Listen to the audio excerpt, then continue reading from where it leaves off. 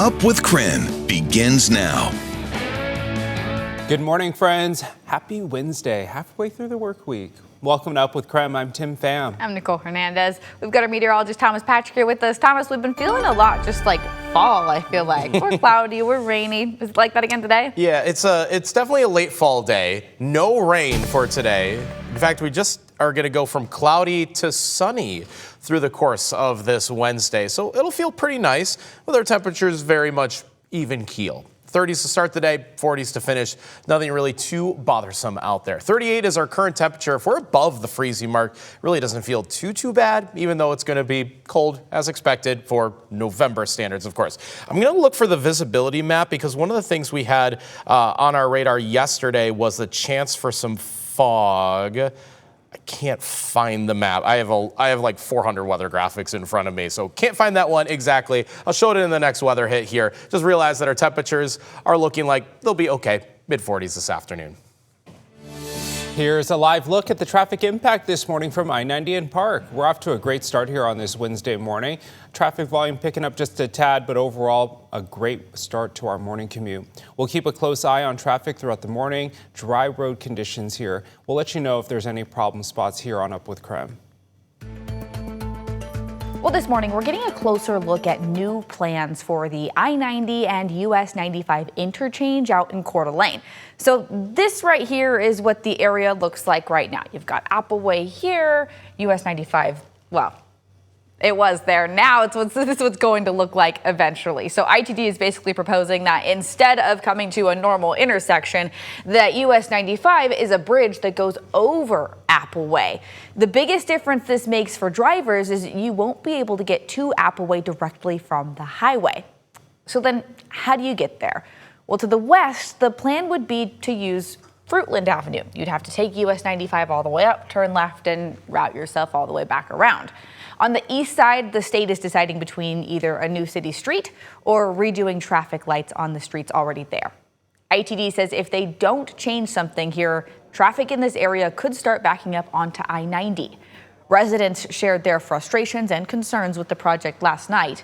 They said they're mostly concerned about having access to the grocery store and the hospital. Obviously, every bit of feedback can't be accommodated, but just the collective voice of the community to make sure that we're delivering a project that reflects the community.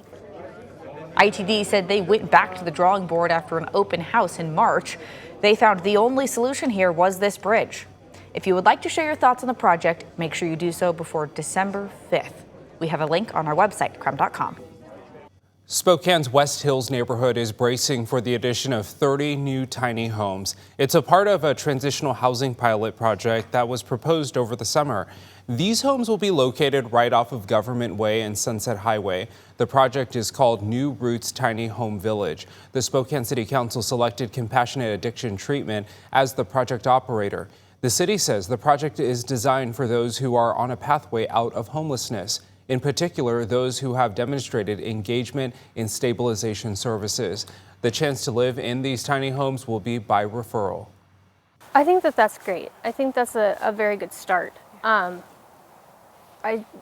would be awesome too if there was like check-ins along the way, where there wasn't a comfortability where you can just backtrack, that there's continual accountability.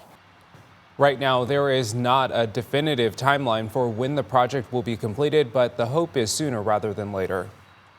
Tonight, the Sandpoint City Council will decide to amend a non-discrimination ordinance brought forward by the mayor, Jeremy Grimm. This all started because a lifeguard at the Lighthouse YMCA says she saw a semi-dressed man in the women's locker room showers.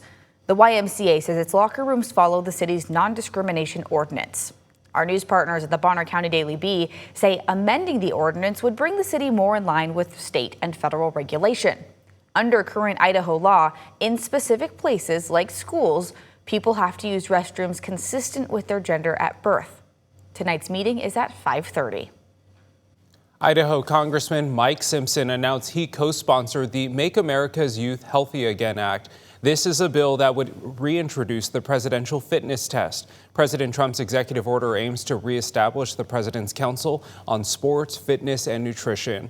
Representative Simpson says obesity, chronic health conditions, and depression rates in America's youth have increased over the last decade. In a statement, he said, quote, "I applaud President Trump and Secretary Kennedy's efforts to make America healthy again, in the classroom and beyond, which is why I am proud to codify this critical executive order."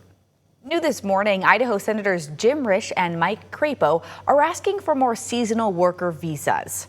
More than 30 senators from both sides of the aisle here signed a letter to the Department of Homeland Security and the Department of Labor asking them to release more H-2B visas.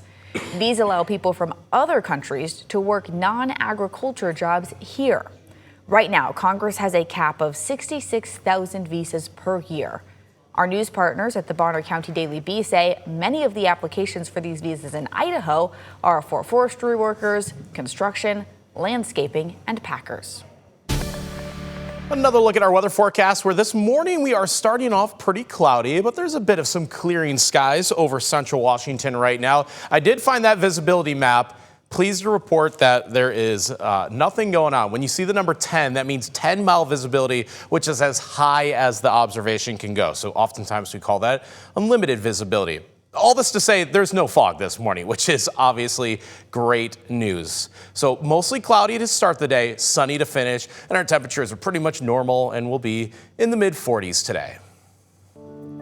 We are heading into our final week of Tom's Turkey Drive, and there is still plenty of time to provide a Thanksgiving meal for a local family in need. So you can buy a bag for $25 at Rosar's, or new this year, go here, Huckleberries. That's where we were yesterday, just explaining that this is the first year Tom's Turkey Drive is in Huckleberries. We're very excited to partner with them, of course. And we were pretty successful holding our signs, I'd say. You know, and I think a new store, different customer base. And so there were people that didn't know what Tom's Turkey Drive was. You know, you think about there's new people that move here. I understand a lot of people have lived here a long time and you know about Tom's Turkey Drive, but many people didn't. And it was great nice to spread some awareness. And people actually bought bags. And we were explaining, like, $25 feeds a family of 4. Which is an incredible deal, but you're also feeding a family that really needs the help for this Thanksgiving. So thank you to everybody that was there, that chatted us up, and of course, if you bought a Tom's Turkey Drive bag. Yes, and also we should mention, obviously our goal is more than $8,500, but anything that we exceed that, it will go to help Second Harvest year-round. And also, just an FYI, Tom's Turkey Drive 2026 is already well underway, so we are planning and it just keeps growing.